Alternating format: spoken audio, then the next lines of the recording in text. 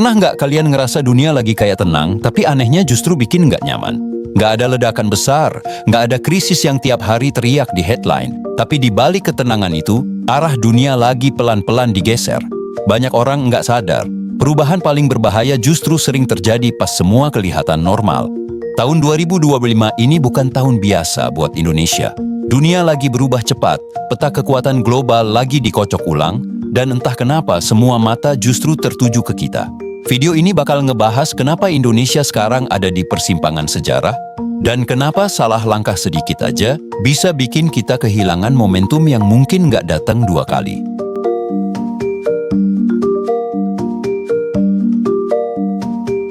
Ada kalanya sejarah itu bergerak pelan, tapi ada kalanya dia lari kencang banget sampai kita nggak sadar kalau dunia yang kita kenal dulu udah nggak ada lagi.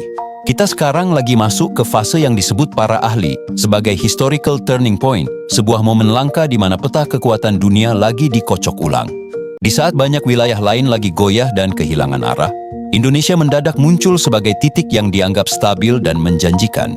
Tapi kejutan ini sebenarnya adalah ujian berat, karena menjadi stabil di tengah dunia yang lagi kacau, itu butuh keberanian buat milih jalur yang mungkin belum pernah dilewati sebelumnya. Lembaga global kayak OECD atau World Bank ngelihat kita bukan lagi sebagai murid yang perlu diajarin, tapi sebagai mitra yang gerakannya bisa ngerubah keseimbangan di kawasan dan global. Ini posisi yang sangat serius, karena setiap kebijakan yang kita ambil sekarang punya efek domino yang luas. Kalau kita salah baca arah mata angin sedikit aja, kita bisa kehilangan momentum yang udah dibangun selama bertahun-tahun. Dunia lagi mencari pegangan, dan entah kenapa mata mereka tertuju ke kita. Nunggu apakah kita berani jadi pemimpin narasi baru, atau cuma mau jadi pengikut kayak biasanya. Gua ngerasa banyak dari kita yang nggak sadar kalau keheningan dunia saat ini adalah bentuk tekanan. Mereka nggak lagi teriak-teriak ngasih kritik pedas, tapi mereka diam memperhatikan setiap gerak-gerik Indonesia di tahun 2025 ini. Keheningan ini justru lebih nakutin daripada kritik, karena itu tandanya mereka lagi nimbang-nimbang apakah Indonesia beneran siap buat naik kelas, atau cuma sekadar beruntung karena posisi geografis. Kita lagi diuji buat ngebuktiin kalau kita punya visi yang lebih besar dari sekadar bertahan hidup dari hari ke hari. Pilihan kita hari ini terbatas banget dan nggak ada jalur aman yang tanpa risiko. Kalau kita milih buat terus main aman dan nggak berani ambil keputusan besar, kita bakal ketinggalan gerbong perubahan yang lagi jalan. Tapi kalau kita melangkah tanpa perhitungan yang matang, kita bisa jatuh di tengah jalan. Inilah yang bikin atmosfer di level global kerasa tegang banget kalau bahas Indonesia. Ada harapan besar, tapi diiringi dengan ketakutan kalau kita bakal melewatkan kesempatan emas ini karena terlalu lama ragu di persimpangan.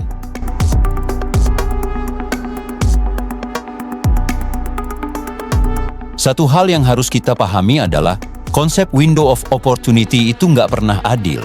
Dia nggak bakal nunggu sampai semua masalah internal kita selesai dulu, baru dia terbuka. Global punya ritmenya sendiri, dan sekarang ritme itu lagi berpihak ke kita, tapi kecepatannya makin lama makin gila. Indonesia sekarang dianggap sebagai jangkar, tempat di mana arus modal dan kepercayaan dunia bisa berlabuh. Namun, kepercayaan itu ibarat air di tangan. Kalau kita nggak segera minum atau pindahin ke wadah yang benar, dia bakal menguap kena panasnya persaingan dunia. Dunia lagi butuh kepastian, dan mereka nyari itu di Indonesia. Mereka pengen tahu apakah kita bakal tetap jadi negara yang terbuka dan progresif, atau justru bakal balik lagi jadi introvert yang cuma mikirin urusan sendiri. Pergeseran kekuatan dunia sekarang lagi nyari titik keseimbangan baru, dan Indonesia ada di posisi unik buat nentuin di mana titik itu bakal mendarat. Kalau kita salah prioritas atau terlalu sibuk sama hal-hal yang nggak substansial, dunia bakal nyari jangkar lain, karena mereka nggak punya waktu buat nunggu kita selesai berdebat soal hal-hal kecil.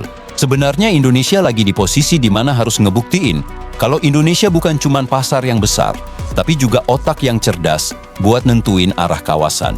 Kalau Indonesia gagal ngebuktiin itu, persepsi dunia bisa berubah dalam semalam dari negara masa depan jadi negara yang gagal manfaatin peluang. Mulai dari SDA yang melimpah sampai bonus demografi. Tekanan ini makin kerasa karena kita nggak sendirian di panggung ini. Ada banyak kekuatan lain yang juga lagi nunggu kita buat bikin kesalahan supaya mereka bisa ambil alih posisi kita. Itulah kenapa rasanya sunyi tapi berat, karena taruhannya adalah posisi kita di mata sejarah. Kita bukan lagi bicara soal target ekonomi jangka pendek, Kita lagi bicara soal apakah kita mau tetap jadi penonton di pinggir jalan atau jadi salah satu orang yang nentuin kemana arah dunia bakal bergerak selanjutnya.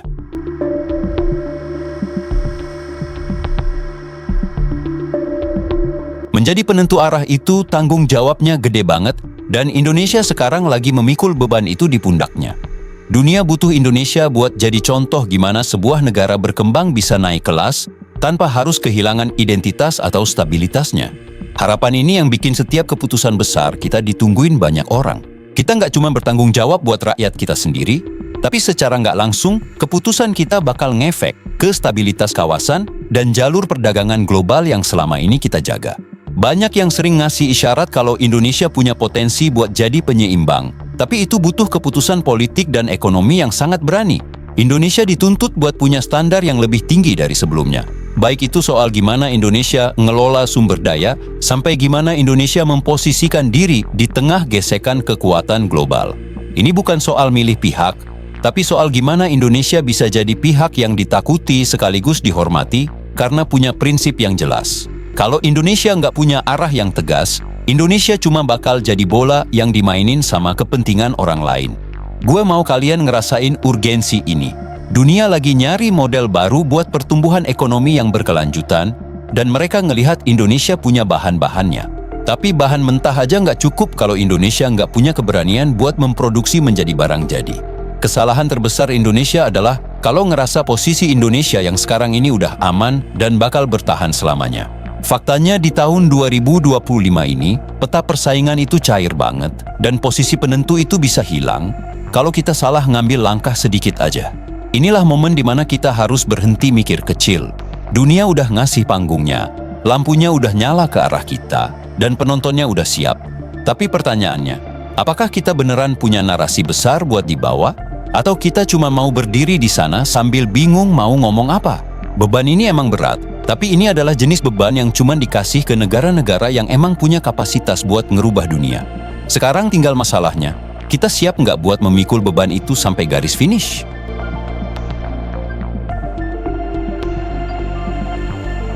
Risiko terbesar dari berada di titik penentuan adalah risiko untuk tidak memilih sama sekali. Seringkali, karena kita terlalu takut salah langkah, kita malah diam di tempat dan berharap waktu bakal berhenti nungguin kita. Tapi di level global, diam itu sama aja kayak mundur.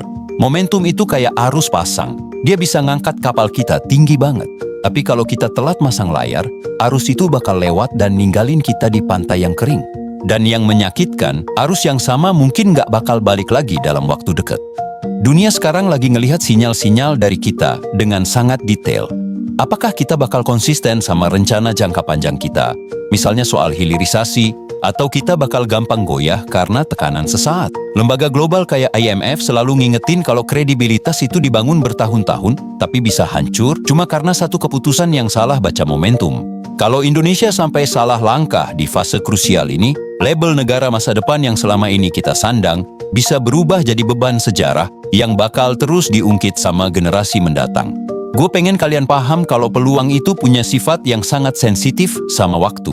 Apa yang mungkin hari ini masih bisa kita ambil, mungkin tahun depan udah nggak tersedia lagi karena diambil orang lain atau karena situasinya udah berubah. Kita nggak bisa terus-terusan mengandalkan keberuntungan atau posisi geografis kita yang strategis. Tanpa keputusan besar yang terarah, semua modal yang kita punya sekarang cuma bakal jadi sia-sia. Dunia nggak bakal nungguin kita buat selesai dandan kalau kereta perubahan udah mau berangkat.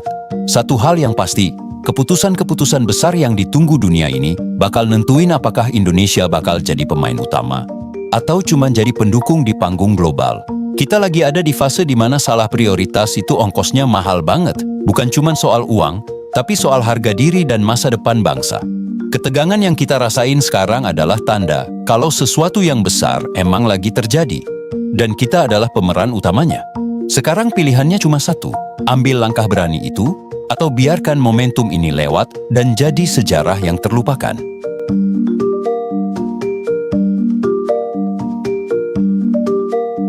Semua sinyal global ini bermuara pada satu hal, keberanian buat melangkah ke arah yang jelas. Masa depan Indonesia di tahun 2025 ini nggak lagi ditentukan oleh seberapa banyak sumber daya yang kita simpan di dalam tanah, Tapi seberapa berani kita nentuin posisi kita di atas tanah itu sendiri? Dunia udah ngasih semua kodenya, mereka udah nyiapin kursinya buat kita, tapi mereka nggak bisa maksa kita buat duduk di sana. Keputusan itu sepenuhnya ada di tangan kita, dan itulah yang bikin momen ini kerasa begitu berat sekaligus menentukan. Gue pengen kita semua ngerasain kalau ini bukan cuma urusan orang-orang di atas sana, tapi ini soal masa depan kolektif kita sebagai bangsa.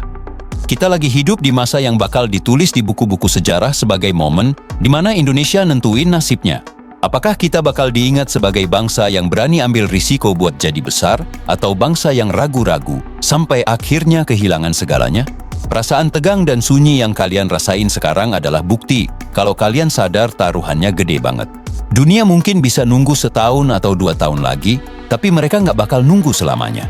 Begitu mereka nemu alternatif lain yang lebih siap dan lebih pasti arahnya, perhatian mereka bakal berpindah dalam sekejap. Dan pas momen itu terjadi, nggak ada gunanya kita nyesel atau nyalahin keadaan. Titik penentuan itu adanya sekarang, bukan nanti. Kita lagi ada di persimpangan yang bakal ngerubah hidup kita semua.